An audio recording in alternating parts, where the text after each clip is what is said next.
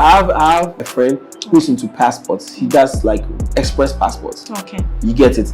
And if he's charging, let me say 200 CDs, and I'm charging you 400 CDs, what do I have to lose? I'm just using my WhatsApp status to tell you that I can do a fast passport for you. Travel right so that you will not be stranded. Okay. Don't go to US with a visitor's visa and say that you are going to survive in 2 months. You may die before your time. Welcome to the PV show Moments of Truth right here on YouTube. This and every Sunday. If you haven't subscribed to the PV show, remember to click on the subscription button down there to subscribe to the PV show.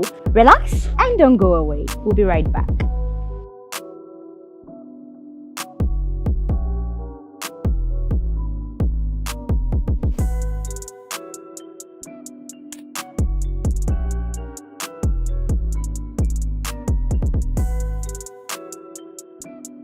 Hello and welcome to another episode of the PV show's Moments of Truth. Today we are taking a look at our international segment and we are privileged to be with Miss Abigail Opoku, and she is the CEO of Joylink Travel Consult. Today we are going to tackle the topic survival journey, travel right, stay long abroad. We are grateful to have you on the show today. Yeah, thank you, madam. All right, so you give us a short introduction about yourself. Yeah. Okay, so as you rightly mentioned, I'm Abigail Opoku. Okay. And then I'm also the managing director for Joylink Travel Consult Limited. Okay. Yes. All right. We have some questions sent to us by our audience. We want to quickly delve into it, especially when it comes to this traveling issues. People want to travel abroad. Some of them just want to go for vacation. Others want to go to school. Others also just want to go and work and come back. So first of all, there is a question sent to us by Michael. Okay, when we talk about survival journey, what is it all about? Yeah. Okay. So when we talk about survival journey, I think that is more holistic. Okay. So I would want to narrow it down to travel. Okay. So when we talk about survival journey in travel or traveling, then we are looking at traveling right to stay long, or to stay to enjoy the time with which you intended traveling. Okay. Yes. So basically, survival journey to many in this dispensation, especially the 21st century, it's about do it at all cost. Okay. Neglecting the right Process. the right process or the standard process with which you can travel and then have your peace, you know. Yeah. So I would want us to look at survival journey in traveling, tackling the standard procedures that are actually basically involved with whatever intention or whatever purposes people would want to travel with. Before one will look at traveling, we can consider either domestic or international scope. If you are looking at traveling domestically, then we are looking at traveling within your environs or within your country, within your region, within the borders of your country or where you stay. If you want to travel domestically and then travel right, one, basically if you want to travel from Kumasi to Accra, for example, you would first consider which vehicle that will take you there. I'm not sure you would intend traveling to Kumasi from Accra one day, then you wake up, you wish to get there, or you get to the roadside, jump into any vehicle and get to Kumasi. That would be wrong. So the right approach to that is to inquire about the right vehicle that will lead you to your destination. It is in the same vein, after inquiring about the right vehicle that will lead you to your destination, you don't end it there. You do what? You move further to get the ticket, or you are able to ask of the fare, pay it, and then get to your destination on time. It is in the same vein that if you are looking at the international scope, there are certain basic requirements or basic items that an individual should have before you can travel internationally legally or the right way, which is your basic document as a citizen, what shows that you're a citizen of your country. The basic one is your birth certificate. So one should have in possession birth certificate. Okay. It wouldn't end there. That before you can travel international, you need international passport or an ID. So with that, your birth cert will help you get your passport. Then your passport will help you get your visas. Okay. The visa, someone will ask, what is a visa? I have a passport. I should be able to go wherever I want to go to. Before you are able to jump into any country, just as we cited for Accra to Kumasi, you obtain a ticket or a fare that will indicate on it that, oh, this is Accra to Kumasi, that's where you are going, your destination. Okay. It is in the same vein that the visas are also a signage or their handwriting of your destination in mind when you are traveling international wise. So you have your passport, which is your international identification. Then your visa become a stamp that is able to tell someone that, oh, this is my destination. Okay. That is why we need a visa. Okay. So ideally, for everyone to travel right, you should be able to start right from the genesis. That is why I pick it up from there. Okay. Many people approach even the genesis wrongfully. Why? Because some people acquire birth certificate illegally. Okay. Yes. Okay. And then after acquiring the birth certificate illegally means that it's either they've altered their age, their date of birth, their place of birth, their mother's name, their parents' name, whatsoever. That is ideal or that is unique to them as persons or individuals. So it will carry it forward to your passport, which is your international identification. So right from the genesis, you've gotten it wrong. You see, so getting your passport is also going to be wrong, definitely, because it's what is on your birth cert, the same thing that is going to replicate on your passport. Nothing different. Wow. Yes. So right from the genesis, we will not even go far to visas. You should know that from the basis, people even intend traveling wrong. Before they even go, think about the destination they are looking at. Yes. So basically, that is it. So the answer to the gentleman is that yes, people travel in a wrong way, right from how they acquire their travel documents. And then some also do not have idea of their purpose of traveling. Okay. So whenever a client calls to inquire about visas, the first question I ask after asking if you have an international identification, a passport, is that what's your purpose of traveling? And then you see a lot of people fidget. They have no idea. Some will tell you that, oh, what visas are available? As if visas are like booklets that you can print them and then store them. So when people come in, then you just give it out to them. No, it's not like that. So people don't travel right. Okay. People don't travel right. Okay. Though some also travel legally. That is what I would say. Oh, okay. But what is the right process? What's the right procedure?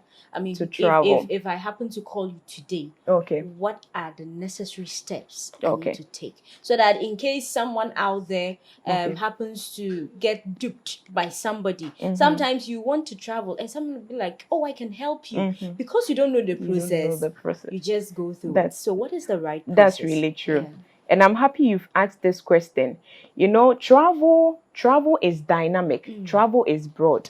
You know, it is just like our individual needs. Okay. Let's still go back to the first example I cited regarding traveling from Kumasi to Accra. Yeah. It is someone who also intend traveling from Accra to Takoradi, from Accra to maybe Sunyani to Ho. You know, different destinations in mind. Why? Because every one of them have different purposes of traveling. So the question comes again, what is your purpose of traveling? Okay. If you are able to address or approach this question rightly, you will not fall prey to any dubious, travel agent, so-called, or connection man. You get it. So the first thing you should do as an individual is to ask yourself, there are various purposes of traveling, which I'm going to highlight 4 of them. Okay. The first I'll talk about is for visit. Okay. Some people intend traveling international-wise or even locally to visit. Okay. To visit means you have someone, a relative, friend, or someone in or at the destination you intend traveling to. Okay. So in that case, we call you visitor. Okay. You travel as a visitor or for visit. If you are traveling as a visitor, I will highlight few things or few steps you go through. But before then, let me talk briefly about the other ones too. You can also travel for tour. Okay. People travel for tour. For example, this November, December, there is an expo. That's mega one going on in Dubai. Okay. And then people intend to travel just for pleasure, to have fun, to see places. So such a person, you are traveling for what? For tour. Okay. That is your purpose of traveling. Okay. To see, for sightseeing, to just view sceneries, to move to a different state, to know how countries look like. You are traveling for a tour. Let's come down to understanding the procedures, the simple rule. Though it's not a straight line, but at least there are basic guidelines that you can follow that will end you where you want to. So with traveling as a visitor, the first thing you should consider is, which country do I have a relative? Which country do I have a friend? Whom am I going to when I visit such a country? If you're able to identify that first, then you look at calling out for invitation. Come again on that. Okay. Yeah. You call such an individual, the person you know in that country, for an invite or invitation. Okay. It is just like, for example, you moving to Kumasi to visit your family there. Okay. Before you pack your things and then move for a holiday, you call them, oh, mommy, daddy, I want to come and spend the weekend here. They are when they'll tell, oh, good. Then before you even get there, they might have even arranged a special room for you, cooked for you. Yeah. You get, it is in the same vein that you call whomever you intend staying with abroad, that please, this is my plan. I want to spend this vacation in US, in Canada, in Norway. Okay. You call them, you ask if the person or people you are going to visit are in the position to accommodate you. Okay. You cannot just wake up one day and then visit your family house without prior notice. What if your room has been given to a different person, or you don't even have a room there? Meaning you become a nuisance or a burden to what? The family there. It is the same thing. So you have to, if you are traveling for visit purpose, call the person you intend visiting or staying with, that I would need your permission. That is the invitation. Okay. That I will need your permission to visit you over this weekend or during this holiday. Okay. So the person will then draft a letter for you in any form. It doesn't follow any format. However they want to express it, however they know you, they will draft it in the letter. Oh, this is my cousin, this is my nephew, this is my daughter, my son, my friend, who would want to visit for what? A short period of time. That is it. It doesn't follow any format. Right. You've identified your purpose. You've called your people there. You've gotten your invite. What next? One, before I came this far, I already highlighted that you need an international passport. And it's not just a passport. Sometimes you ask someone, do you have a passport? Oh, yes, madam, I have a passport. Is it valid? Please, what does it mean? You don't just need a passport, you need a valid passport. If we say what is a valid passport, what a valid passport is, it is to say that any passport that is at least 6 months, you have 6 months more duration on your passport before expiration. So if you are traveling in June 2021, meaning your passport should be valid more than 6 months from that time. Okay. So if you tell me you have a valid passport and it's expiring in 2 months, it's not valid. You will not be allowed at the immigration to board.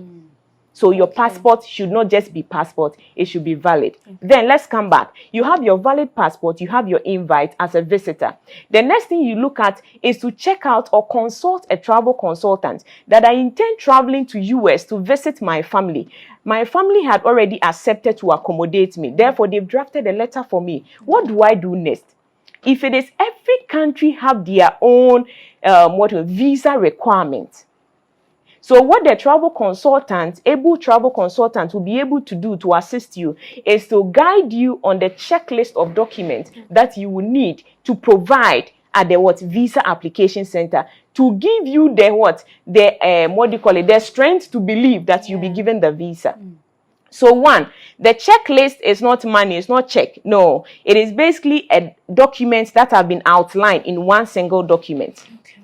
So you look at, as a visitor, you will need your invitation, and the invitation also will be able to tell me as a travel consultant or as any travel consultant what document you will need from your the inviter or the person inviting you. Okay, so this means that the person will have to work on a letter for you? Exactly. Okay. That is inviting, just to confirm that truly I'm going to accept you. Okay. So let's take a typical invitation. and then be able to pick the checklist of document from that. For example, your relative in Canada gave you a letter that, oh, hello, to the consular or to you. You can write to the consular or to the individual, whichever is okay. So addressing to the consular that, oh, this is my daughter who intends spending the vacation with me. I'm going to accommodate her for 1 month. I'm going to take care of her flights. I'm going to take care of her living expenses. We'll be visiting nice places all over Canada.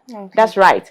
So this typical letter or invitation will tell me that, one, the document you require from the person inviting you is what? A proof of the person's accommodation.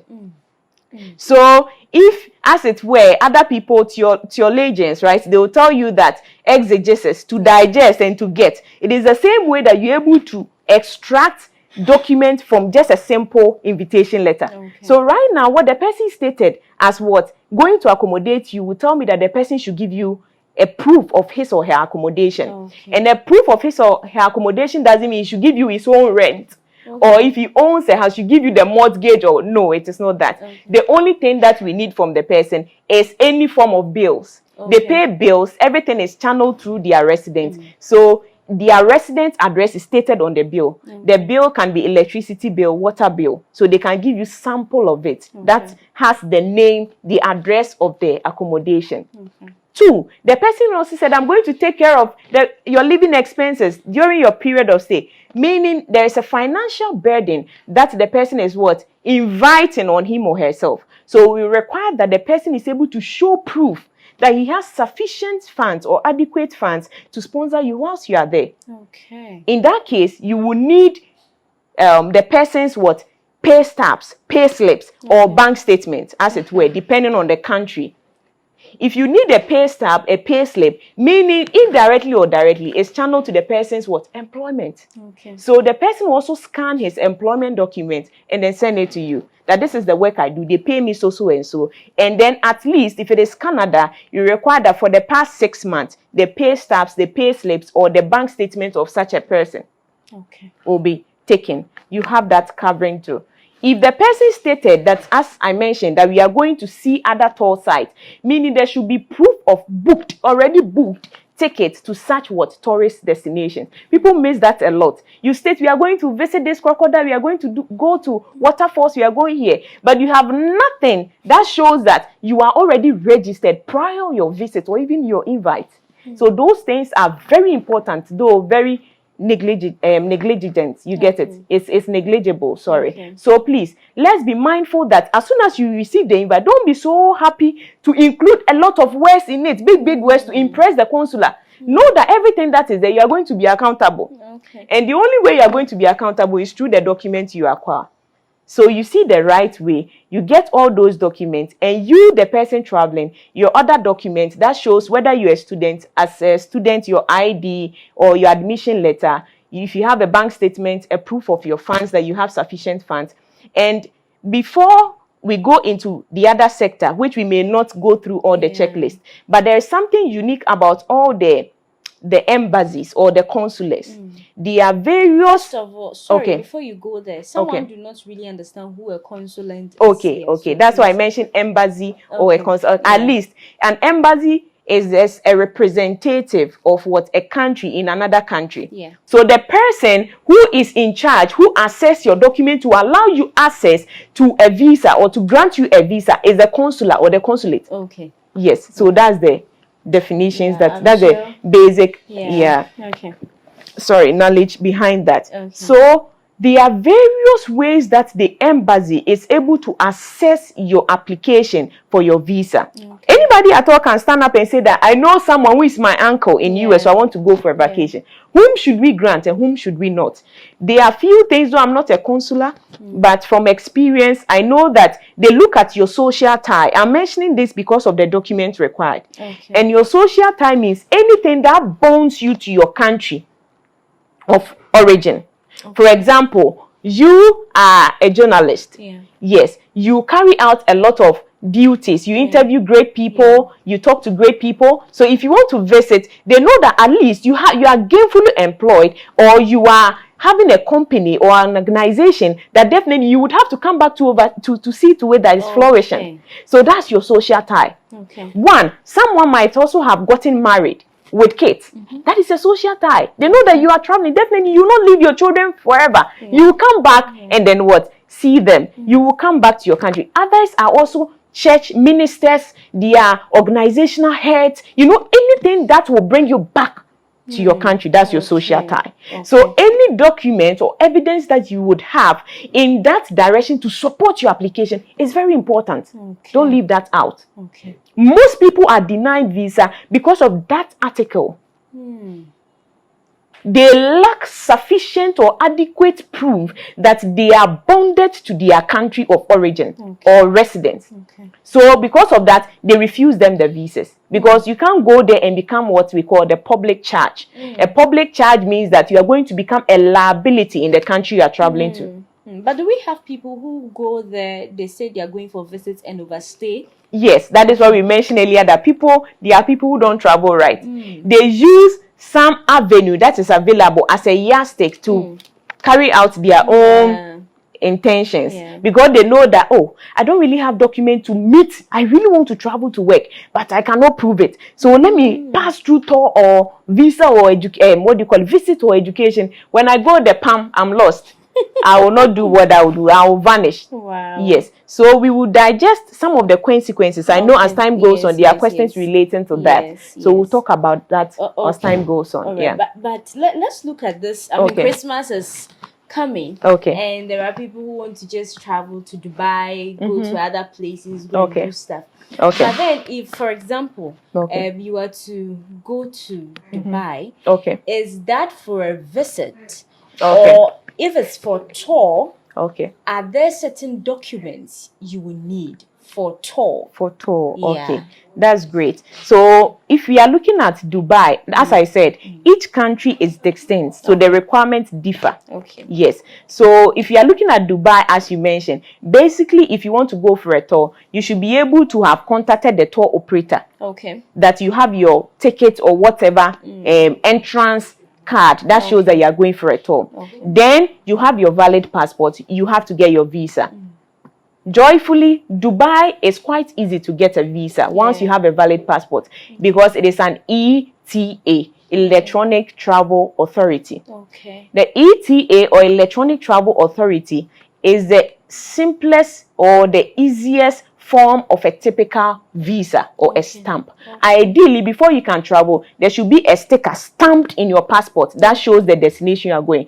But an ETA is also a form of authority giving you, but in this case, it's just online, electronic. You print it out as a paper, not a sticker. You hold it and your passport is stamped at the port of entry or at the immigration.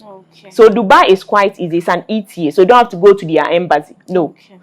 If you are, I'm referring it specifically to Ghanaian passport holders or even Nigerian passport holders. You can directly acquire it through a travel consultant. You get your visa, you have your ticket to the tour site, then you book accommodation. So you are not just going there before you go and then be knocking doors. Where is the next guest house? No, it doesn't work that way. You should be able to have made prior arrangements with your travel consultant that they get a hotel for you or a guest house depending on your budget. So as soon as you are light, even at the airport, it's quite big. You get a shuttle or a pickup, an airport transfer from your hotel, from your airport to your hotel, by the hotel you are going to stay in. So to make it easy, make arrangements for accommodation. If you don't have someone there already, make arrangement for hotel or guest house, whatever you can afford to have a nice experience. All right. I actually want us to delve into the process with each, I mean, with the other, we've looked at ETA, so we should look at stamp. That's right. So that's typical of ETAs, that's Electronic Travel Authority. Most often with Electronic Travel Authorities, you don't physically present documents or yourself before a consulate or an embassy for a visa. Basically, it is acquired online. That's the electronic aspect. We are okay with that. So you identify the destination you are going. If it is an ETA, then you look at whomever you can consult for assistance. If it is a stamp, let's say US, Canada, then you go to the consular or the embassy.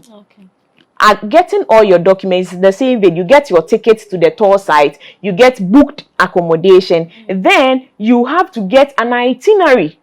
Okay. The difference between getting the ETA visa and then the stamping visa in your passport is that most ETAs do not require that you have a planned itinerary. If I say itinerary, it might look or sound big to a lot of people, but what an itinerary simply means is that detailed plan. What are you going to do? Day 1, I will visit so and so, Kalkum Park. Day 2, I will do this. So you list it in the number of days in an order.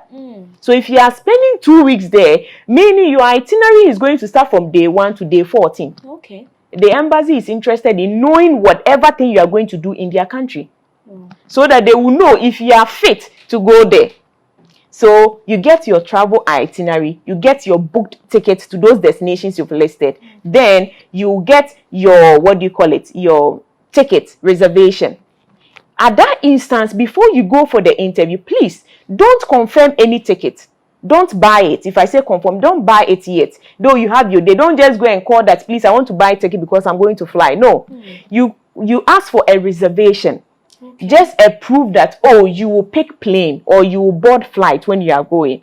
So in that case, we can reserve for you an itinerary with your name on it, indicating that you are going this time, you are coming back this time. Okay. One trick, if you are going as a tour and you want to be given the visa, please do reserve a return ticket. That's another mistake a lot of people do. They just book one way, that I'm going on 20th without having a return date. Yeah. That is the first thing to tell the consulate that no, this person we cannot admit. So it should be a return flight that indicates the time you are going to return. Okay. But not confirmed yet until you are given your visa, your stamp. So you get your ticket, and then you have your status as your status. If you're an employer, details of your employment letter, your pay slips, or your bank statement, as it is in Ghana. Your bank statement, you get it from the past 6 months. Print them out. Okay. It shouldn't be more than 6 months old. Someone will tell you that now I'm unemployed. I was employed 5 years ago, so I have all my pay. No, we don't. They need the past 6 months. Okay. So if you're in June, meaning from January that year to that June, they need it. So you get that, and then you are able to present with other documents as it pertains to the country you are visiting. Okay. Yes. But then, can health condition prevent you from traveling? Yes, that's yes. Sometimes it can. Okay. We have health conditions in different dimensions. Okay. Someone's own can be very extreme. Okay. Someone can also have contagious sickness, sicknesses that are infectious, that can be transmitted, that can be transferred, that can affect others. If you have TB or tuberculosis, hardly would you be given a visa to travel to a country. Unless now that they have vaccines or medication to cure that. You can go for that injection and I think you'll be fine. So some countries require that you go for medical checkup.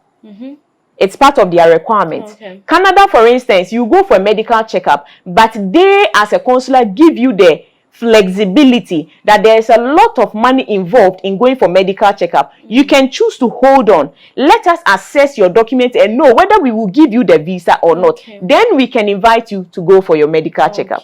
So I advise most of my travelers to Canada that hold on with the medicals. Let's apply. When a decision is made, if a visa will be granted, you will see that they will send an email requesting that you go and then have your medicals done. Okay. So that you save some coins. Okay. So the medical aspect is dependent on the country you are going. Some other countries require that do it upfront. Okay. Some countries like Andorra, like Ireland, do it upfront. You go and do a general body checkup. You present your results and then you go. Yes. So that is the basic. It's a lot. We are taking a short break and we'll be right back.